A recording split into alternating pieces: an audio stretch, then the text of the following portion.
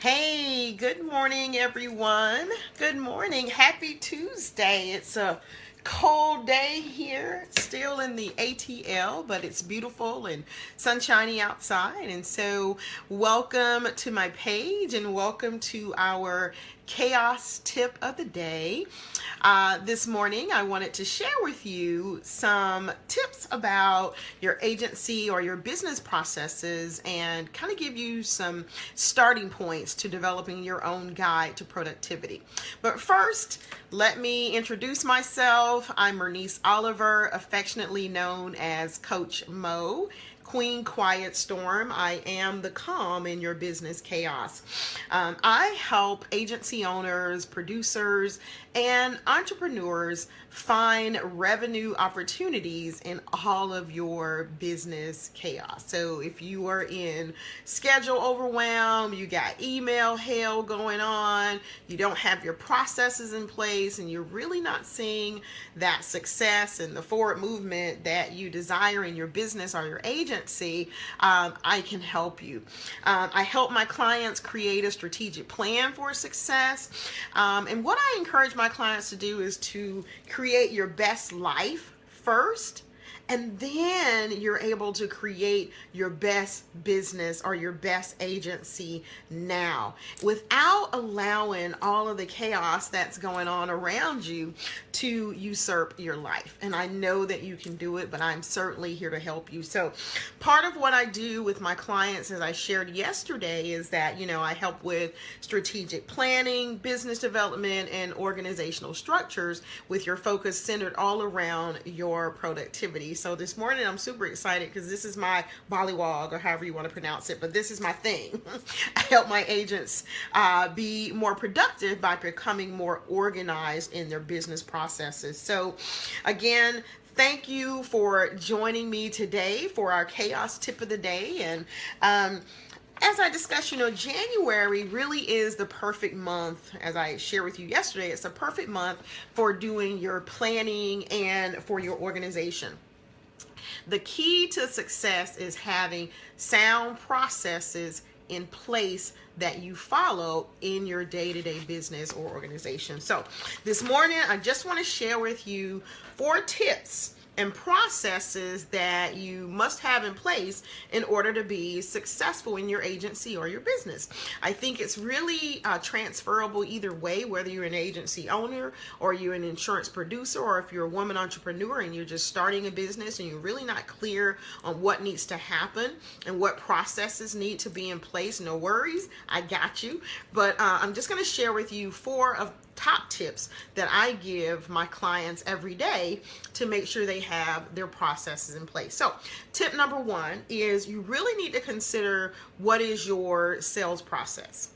And doing that, you want to be clear on certain benchmarks and requirements for the development of the sale, and that your sales team is part of. And so some things I want you to consider are some questions you may want to ask yourself when you're trying to develop your own sales process is, number 1, how does the process force your salespeople or your sales team to identify your client's needs? And what I mean by that, are they just selling? Or are they doing consultative sales? Meaning, are they looking through and listening to their clients' needs and desires and developing a plan around what the client wants? Or are they just looking to make a sale? So you want to think about that. Does it make sense to have different team members handle different aspects of the sales process? So in other words, who's going to do the consultative sales? Who will handle all of the administrative, clerical work? Who's going to handle the follow-up? And who's going to handle that client retention? Or is it all one person? But that's something that you need to think about as you're developing your sales processes. Now, here's something that's very important that I think, that I find that a lot of my clients miss.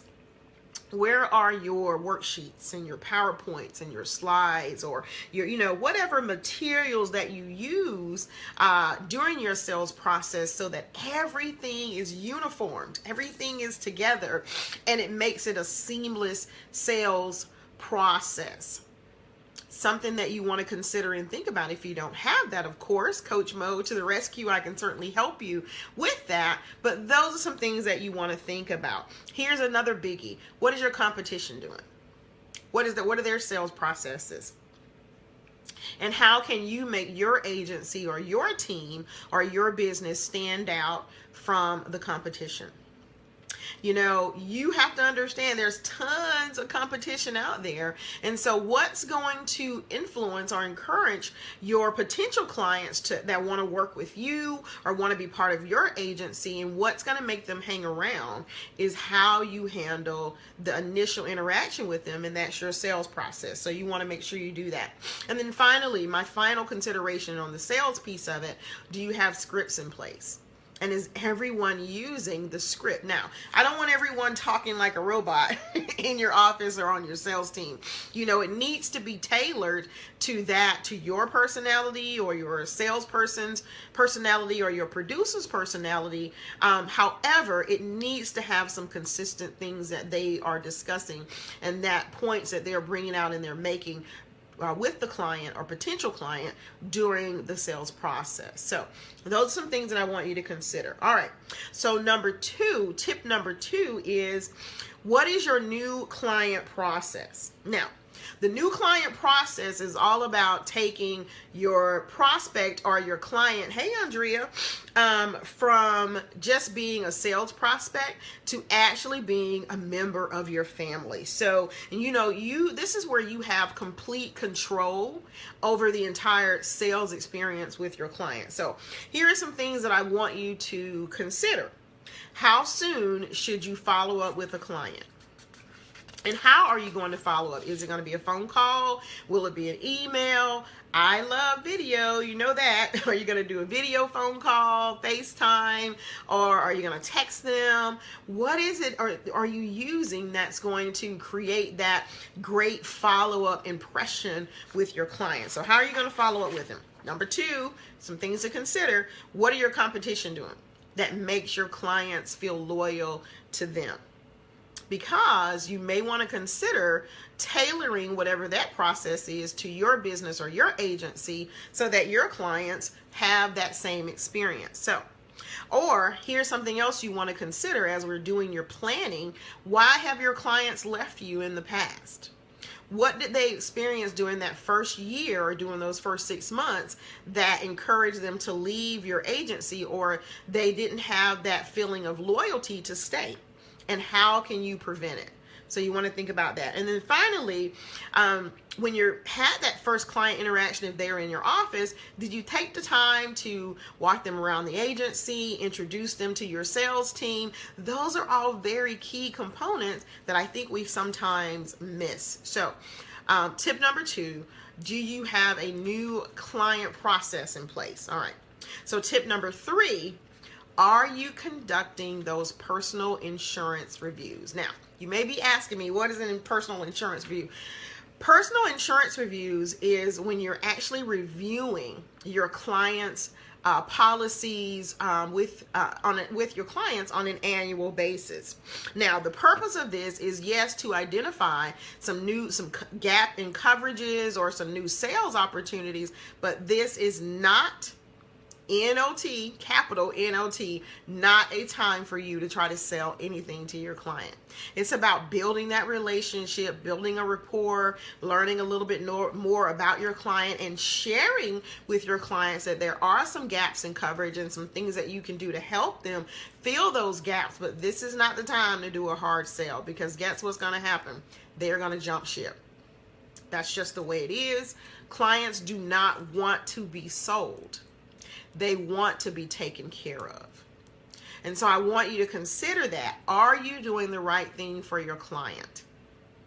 And if you are, then what are some things that you can do better, and how can you move that process from where it is now to a higher level? So I want you to think about that. Now, here are some things that you want to consider. What are the most successful ways to get people on the phone or to to keep that annual review appointment? Are you offering flexible appointment times? Are you doing in-office appointments? Can you do video conferencing with them? What are some creative ways that you can do to offer your clients the flexibility that they need, but still offer that amazing wow experience that they're looking for when they're working with you on their annual review? Now, here's something else you really want to make sure you have in place. Do you have a detailed script? Do you know what you're going to say? Are you making sure that you're asking all the right questions in terms of those coverage gaps when you're working with your client? It just makes you look more professional. It makes you look more organized, and your clients appreciate that, because another thing you're going to do is save them time. You're not there fumbling around and kind of scrambling with papers because you have a detailed script already in place. Go ahead and create a worksheet for it. If you don't have that, I have that as well. Reach out to me. I'll be glad to share with you some of my worksheets. And then finally, you may want to consider, should you hire a telemarketer or a part-time person to strictly come in and make those calls for you and schedule those appointments? Do you have an agency contact representative? And all they do, they don't have to be licensed, because all they're doing is making phone calls and scheduling appointments for you for these personal insurance reviews. And then you also want to be very, very organized in terms of who you're calling and what months, what clients you're reaching out to, and what months you're able to do those insurance reviews.